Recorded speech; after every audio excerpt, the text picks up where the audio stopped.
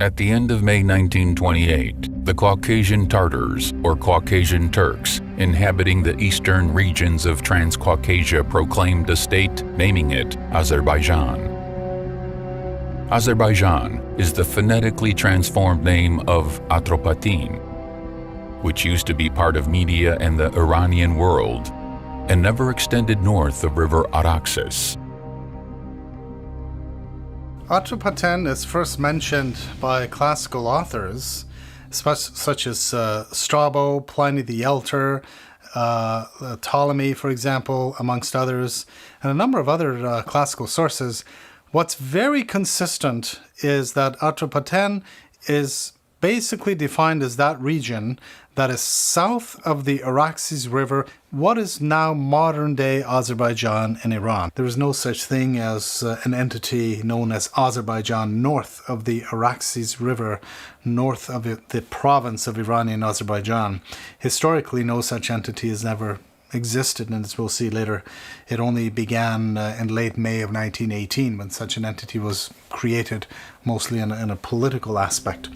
Even Abbas-Kuli Aga Baki Khanov, the father of Azerbaijani historiography, who worked in the first half of the 19th century, does not call the territories north of River Araxes Azerbaijan. Contemporary Azerbaijani historiography falsifies, among other things, the works of its founder.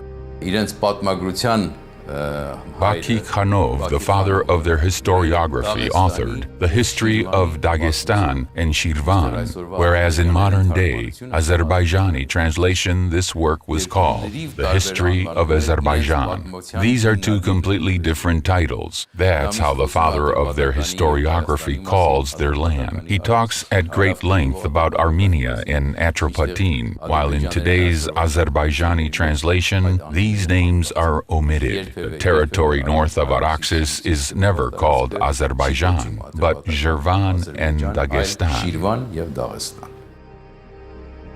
Here is what General Anton Denikin, the AI supreme ruler of Russia during the Civil War, wrote in his memoirs. Everything in the Republic of Azerbaijan was artificial, fake, beginning with the name taken from one of the Persian provinces. Its synthetic territory included the Lezgi Zakatala, the Armenian Tartar Baku and Elizabethpol provinces, and the Russian Mukhan, bound together by the Turkish policy as the rampart of pan-Turkism in the Caucasus, an artificial statehood. The way they named themselves is even more ludicrous, Azerbaijani. Before 1936, they were called Caucasian Tartars or Caucasian Turks. This is exactly how they were referred to in the USSR census of 1926. Only in 1936, on the eve of enacting the USSR Constitution, Stalin decreed to officially rename the Turkic language of Azerbaijan into the Azerbaijani language, and the Turks of Azerbaijan into the Azerbaijani. That is how it was. The nation called itself a name stolen from neighboring Iran upon Stalin's decree. By calling the eastern part of Transcaucasia Azerbaijan, the pan-Turkic ideologists pursued a far-reaching objective to proclaim it Northern Azerbaijan, and subsequently create, on its basis and that of Iranian Azerbaijan, a single Turkic state. Today, steps in this direction have galvanized, and it is not incidental that a state founded on illicit grounds is nurturing equally illicit aspirations over its neighboring countries, whose peoples are indigenous and whose histories date back millennia. Yerevan celebrated its 2,750th anniversary in 1968, setting off a tradition. Every year in the month of October, Armenians celebrate the day of their capital, With an aspiration to falsify the history of Yerevan, an event was organized in Baku in 2011, in which the president of Azerbaijan, Ilham Aliyev, participated himself. It was called the 500 Years of the Fortress of Yerevan. Azerbaijanis allege that Yerevan was founded in the beginning of the 16th century by Revan Guli Khan, from whom the city's name therefore originated. One has to be half-witted to make such a claim, since Yerevan and its fortress have been mentioned dozens of times before the advent of the 16th century. As early as in the 7th century, Yerevan withstood the Arabs, remaining impregnable. In 1387, it fought Tamerlane when 500 of its citizens fell. Then again, how could it possibly be founded in the early 16th century and be named after Revan Guli Khan when 2 centuries before that, in the first half of the 14th century, Mongol rulers Abu Sa'id and Anushirvan had minted coins in the city of Yerevan with its name on them. Falsification as Azerbaijani public policy does not limit itself with forging the history of the capital Yerevan. It extends over all of Armenia and its people. As early as in 1990s, the preceding president of Azerbaijan, Heydar Aliyev, the progenitor of incumbent Ilham Aliyev, instructed Azerbaijani historians to falsify and restate the history of the region to the benefit of Azerbaijan. Falsification in Azerbaijan has become a state-imposed duty. Already during the Soviet period, there existed a good school in Azerbaijan, but unfortunately, it is now mostly suppressed. Those who at least say something, who dare to speak up, get persecuted by people who are appointed through political motivation and are rather detached from science. This is the unfortunate problem of contemporary Azerbaijani science, the humanities in particular. Arriving at certain conclusions on the basis of objective historical facts, even those conclusions are not in the interest of political authorities, should not become an excuse for persecution. There was a time when science used to be subservient to religion. Politics have come to replace it in our days. As a result of public policy intent on fabrication, not only Armenian lands and cultural monuments were proclaimed Azerbaijani, but also the history and culture of other nations. For example, the Safavid kingdom of Persia was pronounced an Azerbaijani state, while the world-famous medieval Persian poet Nizami an Azerbaijani Turk. As for Nizami, we recently learned that the Persian poems inscribed on his tombstone have been erased. Nizami himself, when once requested to recite a poem in Turkish, responded with the following 2 baits. A Turk's conduct does not befit us. Turkish speak is not our value. He who is noble shall speak a noble tongue. That is, I am Persian and shall speak in Persian. It belittles me to use the savage language of the Turk.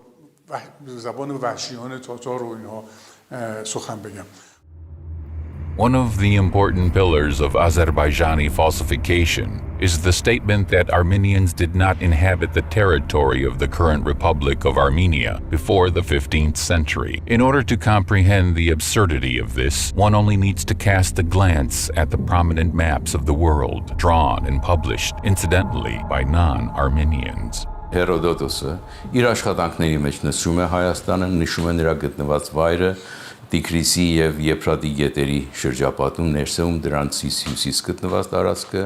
Herodotus, the father of historiography, refers in his works to Armenia and its location, the headwaters of Tigris and Euphrates, the territory north of it, while German and English cartographers, who drew maps of the world according to his data, placed Armenia almost in the center of the world.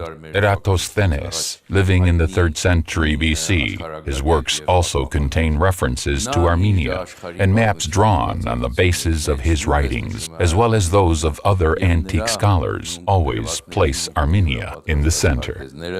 Ինչպես նաև մյուս հայտնի հույն աշխարհագրագետների, մասնագետների պատրաստած գրությունների հիման վրա պատրաստված քարտեզները, բոլորը իրենց կենտրոնում ունեն Հայաստանը.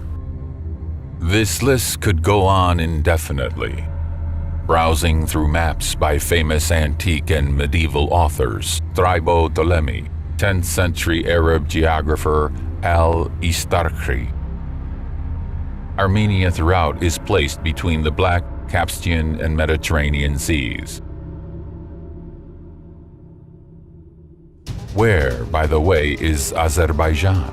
Azerbaijan Atropatene is a Medo-Persian region that never extended north of River Araxes. This is corroborated by the information supplied even by Muslim geographers. Islamic maps naturally ascribe more importance to Islamic countries. Among their maps of the Balkhi school, there is one called Azerbaijan, Albania, and Armenia. On this map, the region southeast of Araxes is called Azerbaijan, that is, Atropatene, to the northeast, and east of it is Armanistan, which is Armenia, and the region of Kura and Araxes. North of Kura towards Derbend is called Albania, Aran in Arabic. The name Azerbaijan Atropatene is never applied north of Araxes on any Islamic map until the year 1918. Որևէ իսլամական քարտեզում ընդհուպ մինչև 1918 թվականը. با هدف جدا کردن آذربایجان از آذربایجان ایران و بعد در صورت امکان دستاندازی به آذربایجان ایران. It's common knowledge that the place used to be called Aran, and in all ancient writings, that is how it was called, whereas Azerbaijan was to the south of River Araxes. Even now, old people in Azerbaijan on this side do not call that part Azerbaijan. They say Aran. That place is ingrained in their memories as Aran. سراغ داریم با آذربایجان پایین رود ارس بود و حتی در همین زمانه ما هم کهنسالان آذربایجان این سو هیچ وقت نمیگن اونجا رو آذربایجان، میگن آران. The Azerbaijani forgers of history expanded the boundaries of the absurd, insisting that Armenians have no relation whatsoever to Armenia, since they call their country Hayastan themselves. Yes, Armenians do call their country Hayastan, though other nations predominantly call it Armenia. Being called different names in various languages is a customary practice. Georgia, for example, is called Sakardvelo in Georgian, but Grusia in Russian, Georgia in English, Vrastan in Armenian, Gurshistan in Turkish. So claiming that Armenia and Hayastan are different countries would entail considering Georgia, Sakardvelo, Grusia, Vrastan, and Gurshistan to be 5 different countries. Or, for that matter, insist that Deutschland in Germany, Germania in Russian, Germany in English, Allemand in French, Tixland in Scandinavian languages, Niemcy in Polish, and Saksa in Finnic, 7 different countries, rather than being one and the same Germany. The Turco-Persian Wars, those were raging since early 16th century, devastated Armenia and reduced its population. Leaping at this opportunity, the Azerbaijani fabricators of history attempted to claim that no Armenians lived in this region on the 17th century. The ludicrousness of this claim is made apparent by a neutral source of the period, the famous French traveler Jean Jardin. Passing through Yerevan in 1673, which was then under Persian rule, he made a drawing of the city, entitling it the German publication of his travel memoirs, Yerevan, the capital of Armenia, mind you, of no other country.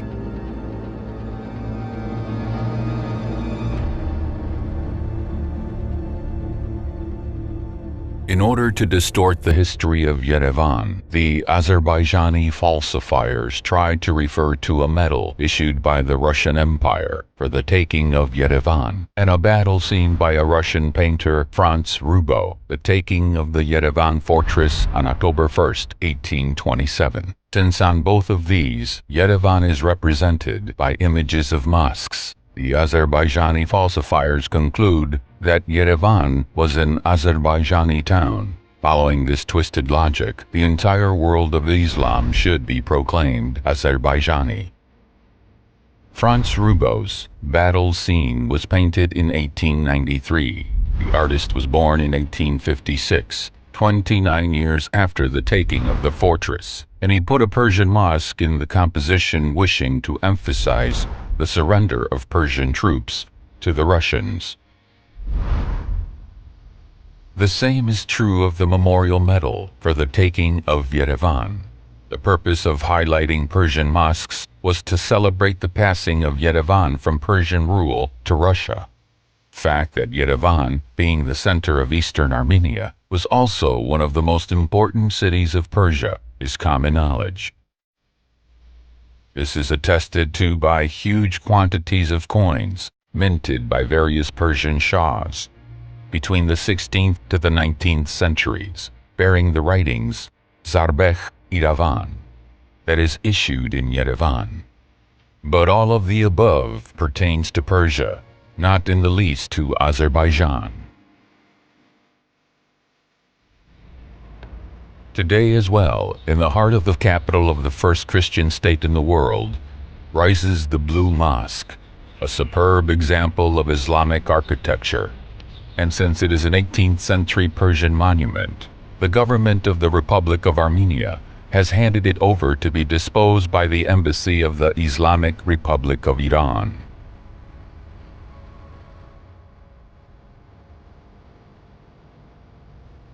The same fair treatment applies to another Islamic monument in the vicinity of Yerevan, a Turkoman Karakoyunlu state period tomb, built in 1413, which was transferred to be disposed by the Embassy of Turkmenistan. Incidentally, the Turkoman Karakoyunlu state is also announced by Azerbaijani falsifiers to be Azerbaijani.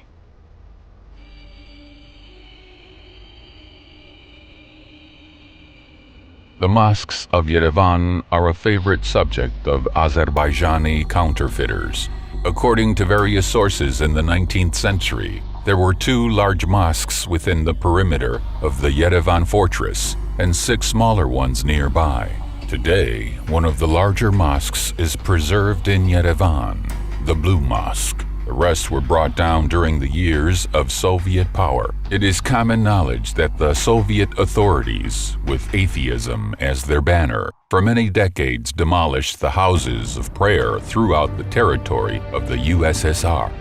Numerous Christian Armenian monuments were pulled down in Yerevan through those years. The St. Peter and Paul Church, built in the 5th century, was ruined in the 1930s. The magnificent St. Mary's Cathedral of the 12th and 13th centuries was destroyed in the center of Yerevan.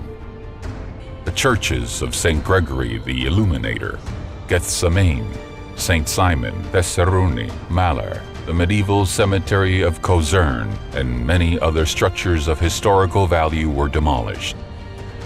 In 1938, notwithstanding the numerous protests and complaints, the authorities pulled down the surviving fragments of the walls of the fortress of Yerevan, building a wine factory instead. The Russian Nikolaev Church, a majestic 19th century architectural monument, was also destroyed. And the 1913 St. Mary's Russian Orthodox Church in the 1930s was converted to a movie theater. This was the reality of those years, while the Azerbaijani falsifiers ascribing to Armenians the destruction of 1 large and 6 small mosques in Yerevan by Soviet authorities should be asked the following question: did the same happen in Soviet Azerbaijan? Suffice it to recall the blowing up in 1936 of the famous Bibi Abat Mosque, or the destruction in the same year of the magnificent Russian Orthodox Alexandro Nevsky Cathedral in Baku. Why the pious population of Azerbaijan did not save these monuments from the Soviet power. After all, the Azerbaijani falsifiers should not forget that following Azerbaijan's independence, they themselves have destroyed mosques in Baku as well as its environs, something that the Azerbaijani media of the time, the Islamic Council of the Caucasus, and even Muslims in Turkey strongly opposed.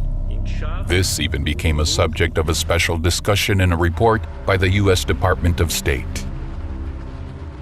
Who are the indigenous nations living on the territory of present-day Azerbaijan that may be considered legitimate heirs to historical Caucasian Albania? Арабские источники выделяют две группы племен. The Arab sources refer to two distinct races on the territory of Caucasian Albania. One is Albanians per se, and the other was called Lagzania, the Lezgis. Лакзы — это, видимо, народы, племена, которые были близки к современным лезгинам. Lagzis are the ancestors of contemporary Lezgis. From among the Albanian races, the Udi also have made it to the 20th century. During the years of the Karabakh movement, which originated in the late 1980s, the Azerbaijani authorities, considering the Udi to be Armenians, expelled them from the territory of the country. They have mostly found refuge in Armenia. Originally, the area was known as Albania, but even according to, say, Strabo, there were 26 or even more languages perhaps spoken in the region. So in a sense, you have, broadly speaking, a very diverse Caucasian element. Iranian rule was very strong, so there's an Iranian element to this day. There's a very large Talish-speaking minority. The Armenian element also existed in the western regions of the country. It is not incidental that right at the beginning of the collapse of Soviet tyranny, the Armenians were the first to raise the flag of liberation, proclaiming the independent Republic of Mountainous Karabakh. During the 1990s, the other indigenous peoples on the territory of Azerbaijan also got on their feet. The Talish proclaimed the Talish Mugan Republic, while the Lezgis raised the flag of Free Lezgistan. Both of these movements were suppressed with the power of firearms, and their leaders ended up in exile. History, nonetheless, demonstrates that it is impossible to annihilate the freedom-loving spirit of indigenous peoples living on their own land. The Armenian historians, as a rule, do not respond to Azerbaijani falsifiers of history. Some of them simply consider it beyond their dignity to stoop to their level, while others, relying on the old saying, "A lie has speed, but truth has endurance," leave it to time to set the record straight. Ученые МГУ, проведя исследование учебников истории всех стран СНГ. The Moscow University scholars, having gone through history textbooks of all CIS states, have revealed that only two from among the Commonwealth of Independent States, Armenia and Belarus, have not distorted their own history, the common history of their shared land. We were in it together for almost 200 years, have not misrepresented the history of their neighbors, preserving their integrity and that of history. Как говорят, свою совесть, свою правду и правду истории. The Azerbaijani falsification is elevated to the level of public policy. The administration spares no effort to disseminate the falsifications it has commissioned all over the world. And what is most abhorrent, the falsifications are included in school textbooks. They poison Azerbaijani children at a tender young age. In those textbooks, children are falsely assured that the Christian Armenian monuments on the territory of Azerbaijan were created by their ancestors, purported Christian Azerbaijanis. Whereas the same Azerbaijani authorities, in broad daylight, destroyed, through their army, thousands of Christian Kachkars in Julfa. and the other monuments throughout the territory of Azerbaijan. One cannot help but recall and remind Azerbaijani authorities of a well-known quote by Abraham Lincoln. You can fool all the people some of the time, and some of the people all the time, but you cannot fool all the people all the time.